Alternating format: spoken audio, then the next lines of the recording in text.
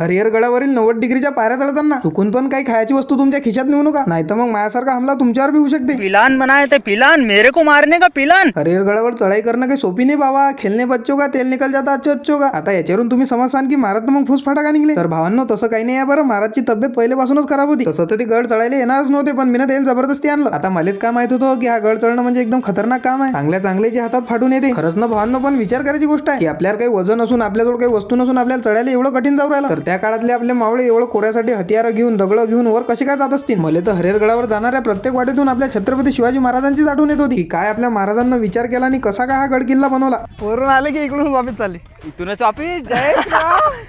सगळ्यात जास्त खतरनाक गोष्ट म्हणजे या गडावरची ही वानर. कारण की खिशात जर तुम्ही ना काही बी वस्तू नेली तर ते तुमच्या खिशातून काढून खातील. पण मग महाविचाराने एक गोष्ट चांगली बी आहे की किल्ल्यावर जर खायच्या वस्तू नेल्या नाही, पाण्याची बॉटल नेली नाही तर वर कचराच होणार नाही. आणि त्याची दखल घेण्यासाठी साक्षात आपल्या बजरंगबलीची सेना इथं आहे. आतापर्यंत तर फक्त आम्ही डोंगर चढला, खरी मजा तर आता येणार होती. कारण की सगळ्यात जास्त थरथराट देणारे ह्या 90 डिग्रीच्या पायऱ्या. कारण की एकदा का माणूस याच्यावर सटकला म्हणजे वाचायचे चान्सेसच नाही. पण मग अशी अनहोनी होऊ नये म्हणून महाराजांना याच्यासाठी बी उपाय काढलेला आहे. ज्या पायऱ्याने आपण वर चढतो त्या पायऱ्यावर दोन्ही साईडना खाचे केलेले आहेत, त्यामुळे चढायला जरा सोपी जाते. खरंच रे भाऊ, मला तर विचार पडते महाराजांना कोरकाम कसं केलं असेल. डोंगरामधल्या अखंड दगडाला या गडाच्या स्वरूपात कसं का बदललं असेल. पहिल्या गेटातून अंदर आल्यावर तर साक्षात स्वर्गच दिसते. छत्रपती शिवाजी महाराज की जय. गडावर इकडे तिकडे फिरताना वानराचं जरा ध्यान ठेवत जा रे बा. कारण की एखाद्या वेळेस जर तुम्ही ना मोबाईल बी खिशातून काढला त्याला वाटते खायचंच काही आहे, पण मग जास्त घाबरायचं नाही. त्याला पुरी चेकिंग करू द्यायची. कारण की जर इकडे तिकडे केलं तर रफ पाहत होतात ते. भावांनो आणि बहिणींनो, हरिहर गडावरील अजून काही इतिहास तुम्हाला सांगायचा, अजून काही तुम्हाला रहस्य दाखवायचे आहे. त्यासाठी पहिले तो तुमच्या भावाला फॉलो नसेल करेल तर फॉलो करून घ्या. हे बा तुम्हाला सांगतो, ते उजव्या अंगठ्याखाली फॉलो बटन दिसते ना, हा ते वाला दिसत असेल तर दाबून टाका आणि येणाऱ्या पुढच्या थरथराट व्हिडिओची वाट पहा.